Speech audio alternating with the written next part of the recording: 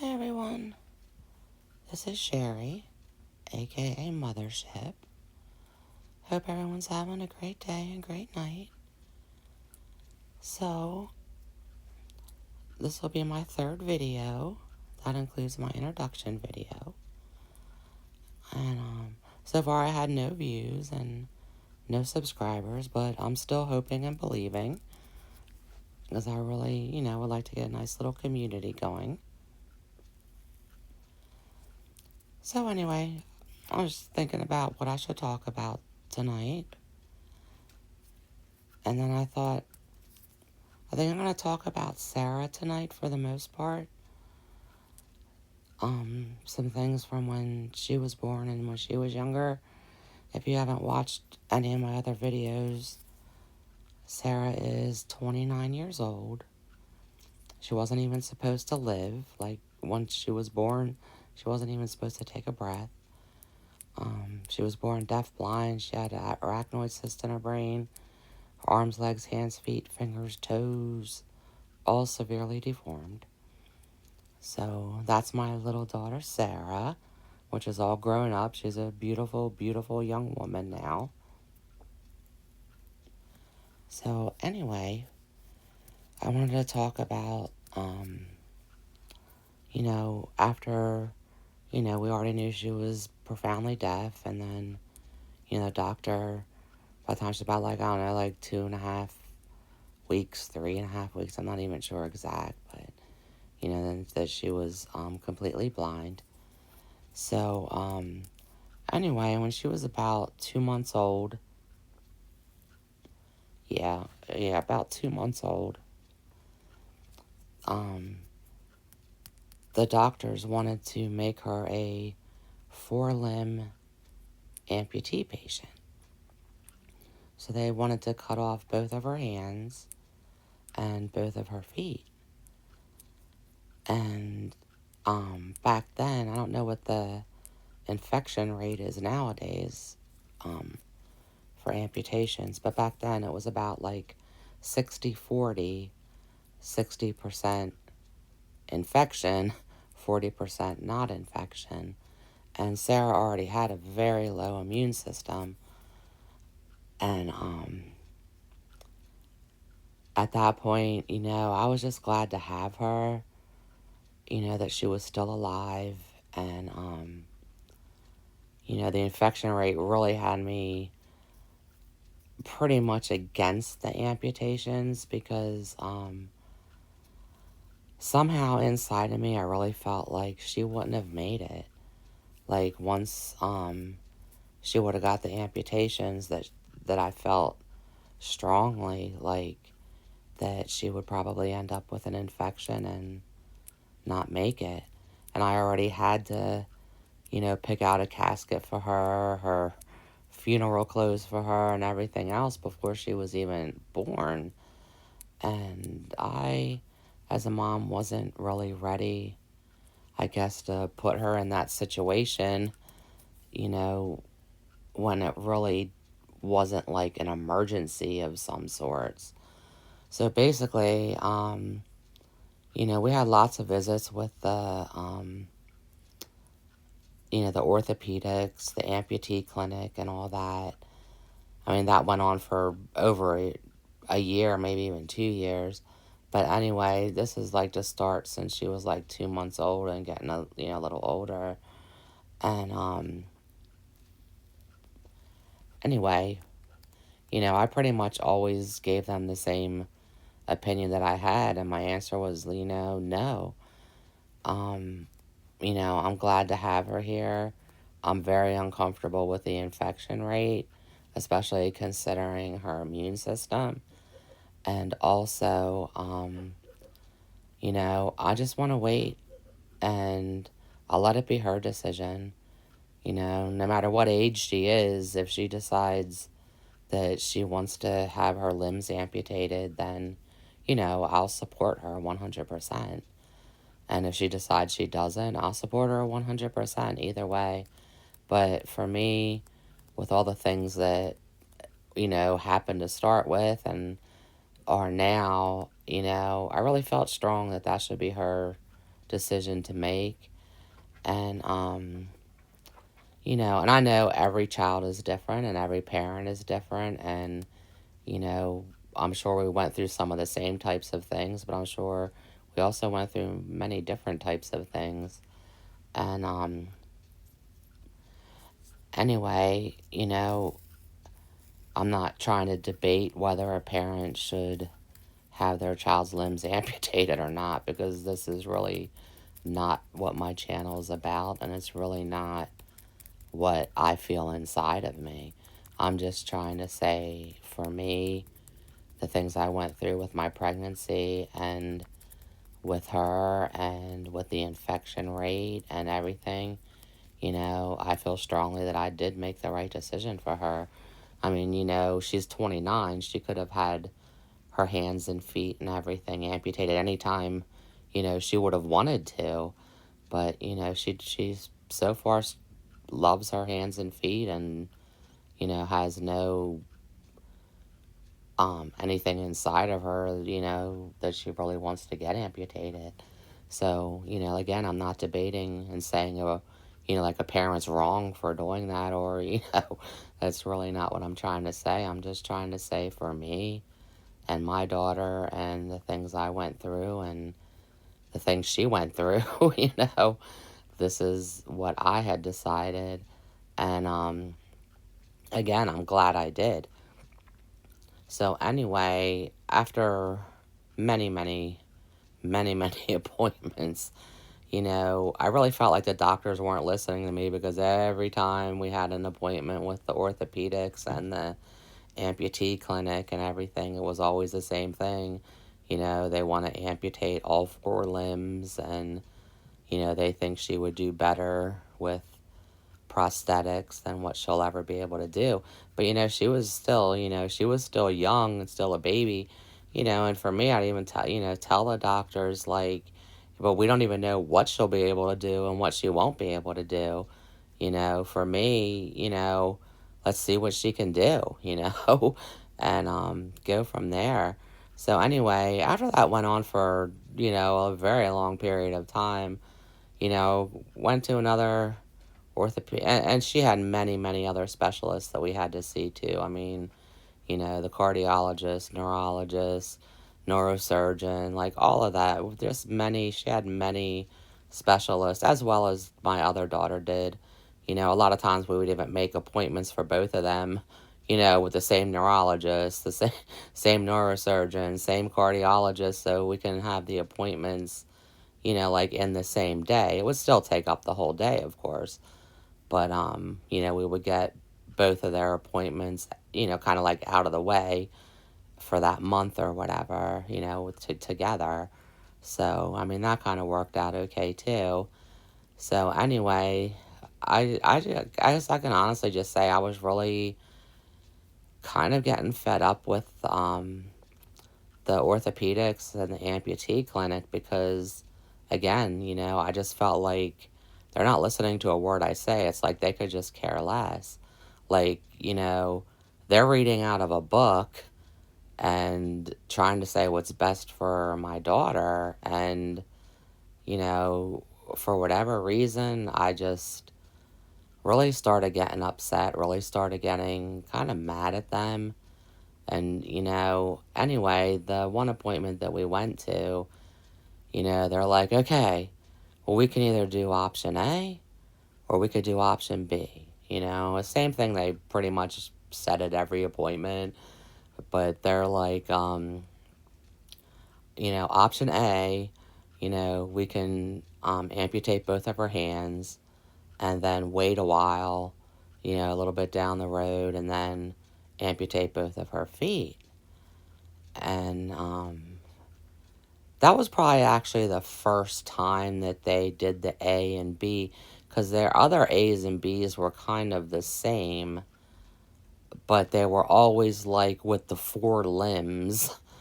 And I guess there was different ways they could do it with all 4 limbs, like at the same time. But anyway, this was actually an option A and an option B that were a little different. So it would be like doing the 2 hands first waiting a while, and then doing the 2 feet. But again, still inside of me, I really felt strong that, that she would most likely end up with an infection and just not make it. So anyway, I was like just really angry at that appointment. And he was my husband at the time, of course. We're divorced now. He divorced me and married a lady that he had went to high school with. But we husband and I were together over 30 years, before that. So anyway, he was my husband at the time, but I know he could tell how like angry I was getting. And then finally he just said to the doctor, "You know what? We're going to go with plan C." And they're like, "Well, we have plan A and B. What's plan C?" And my husband was just like, "We're going to take her home and enjoy her, and you guys are just going to leave her the heck alone." He's like, this is just enough. So we like just kind of packed up Sarah, packed up her stuff, and just walked out. And anyway, we still went back to all of her appointments. That one we just left a little earlier than usual.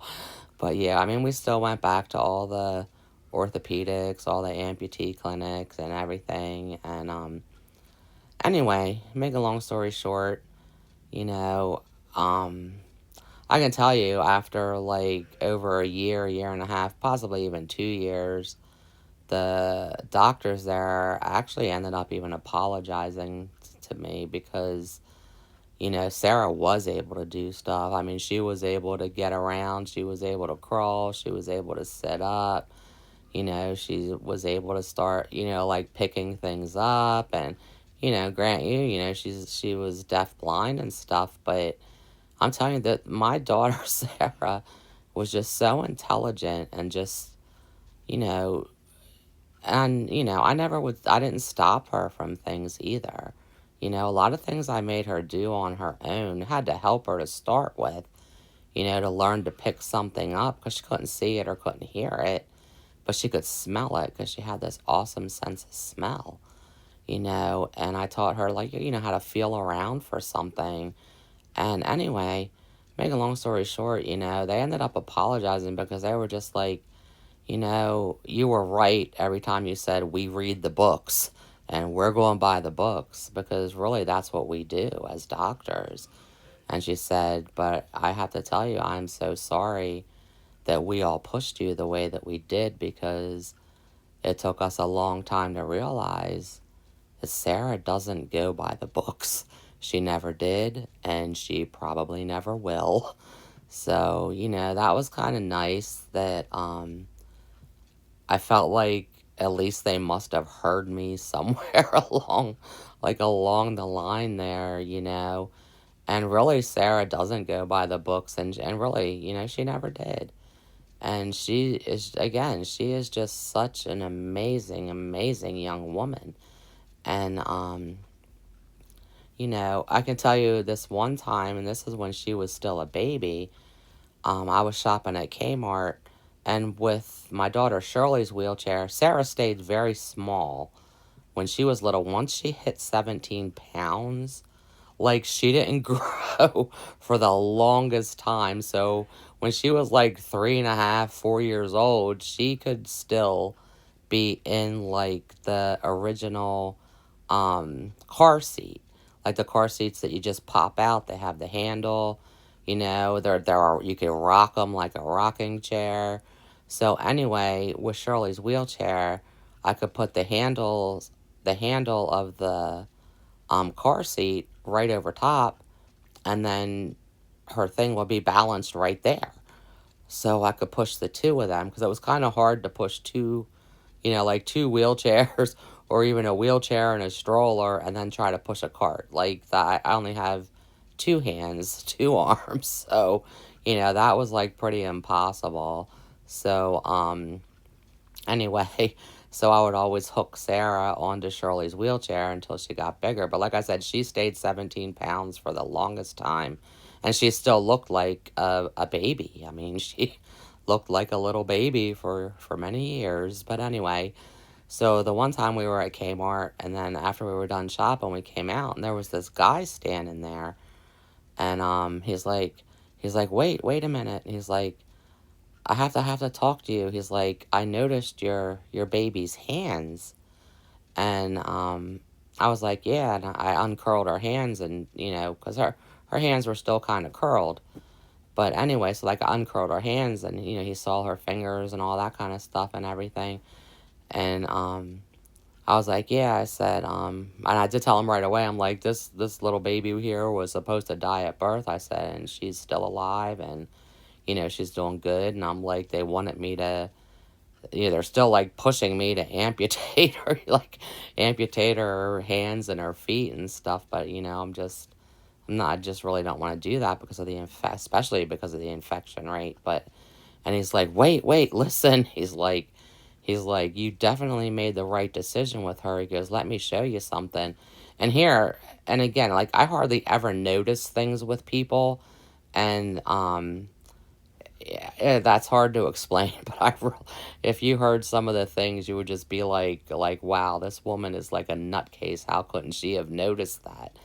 Like, just a real quick thing. The one time these people came for my oldest daughter grew a little bit, so she needed a new wheelchair. So these two guys come to measure her, do all this kind of stuff, blah blah blah, to get her new wheelchair. So then they were talking even to me about Sarah and stuff like that too. So I was telling them some of the stuff and everything, and he's like, well, it's good that you left it to be her decision.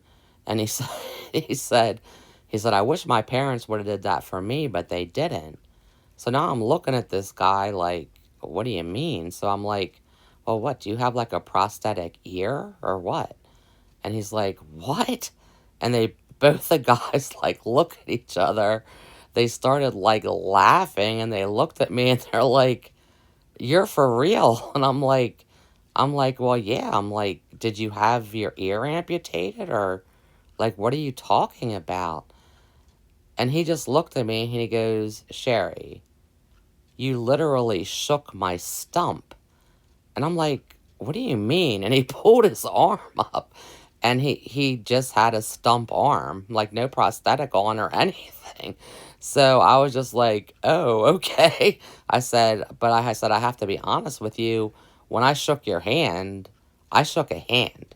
I didn't shake a stump. And he's like, trust me, you shook my stump. And I was like, to me, I was hand in hand with you and shaking a hand. So I said, unless you're like hiding a prosthetic hand behind yourself or something. And he's like, no. He goes like, I swear to you, like you shook my stump. And really I probably did, because I've had many, many situations with stuff like that just like they blow people's minds. They even, blows my mind too, because it's like how could I have not noticed this, or how could I have not seen this?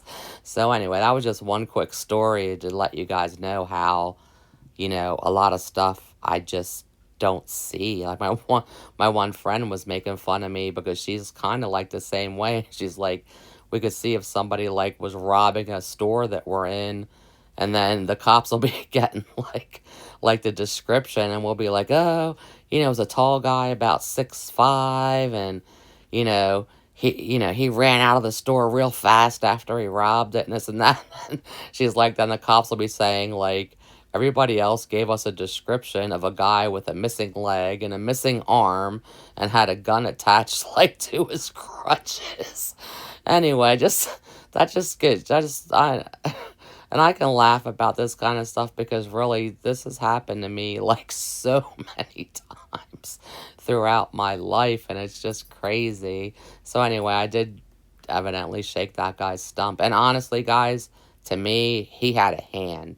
I had my hand in his hand.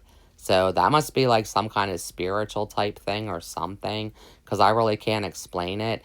And honestly, if you knew half the stories that what I went through, especially with like people that are missing limbs, people in wheelchairs, like all, and I see like totally different until it's like really pushed into me to, I don't know, like that this is really like this. And then all of a sudden I like see what's really there, but that wasn't really what I was seeing anyway. It must be again like some kind of spiritual thing or something, but you know, that guy had a hand and I had my hand in his, even though he really just had a stump. So anyway, sorry about the sidetracking there, but I just wanted you guys to get a feel of my mind or whatever. So anyway, so this guy at the Kmart, he's just like, when he told me that about, you know, I made the right decision and this and that, he's like, you know, he's like, he goes, just check out all the stuff I can do. So now this was summertime, so there's like lawnmowers out there, pools, like all kinds of summer stuff out front and everything. So he just starts doing all these things, like with the lawnmower and the pool, and it took a while until I actually realized this man has two prosthetic arms and hands. And so he starts doing all this stuff. Then he's like, come over to my car with me. And so I wheeled the girls over and stuff. Like Sarah again was attached to Shirley's wheelchair. And like he opened up his door, he's putting his hook on. He didn't get in his car, but he's like putting his hook onto the steering wheels and stuff like that. And he's like, you see these hooks? He goes, they look pretty much like your daughter's hands. And he said, I can guarantee you she's going to be able to use those hands. He said, but I can also guarantee you if you would decide to go through with the amputation and they give her a hand that has like 5 fingers on each hand, he said she'll probably hardly ever be able to do anything. And I just like looked at him and he goes, trust me, he said, these hooks I love. He said, I can do just about anything with these hooks.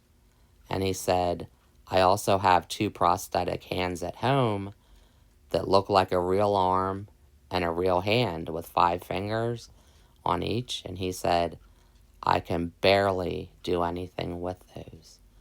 He said, keep her little hook hands. So anyway, it was just kind of a neat little thing, you know.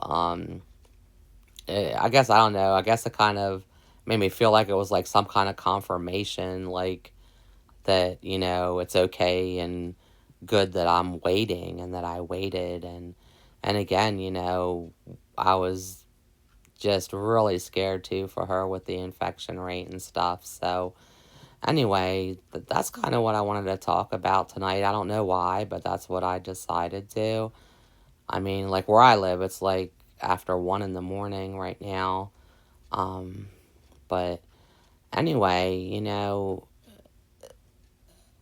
I don't even know. I don't even know why that's what I decided to talk about tonight. But I'm glad I did, because that was something that, you know, I guess I just feel like for me, and especially like, you know, like both of my daughters are young women. And, you know, there's different times where, you know, a doctor would say something or whatever, or something would be wrong with one of my girls that I know something's wrong, but they didn't really think anything was wrong. And then I'd, you know, but anyway, those are all other stories and stuff. But,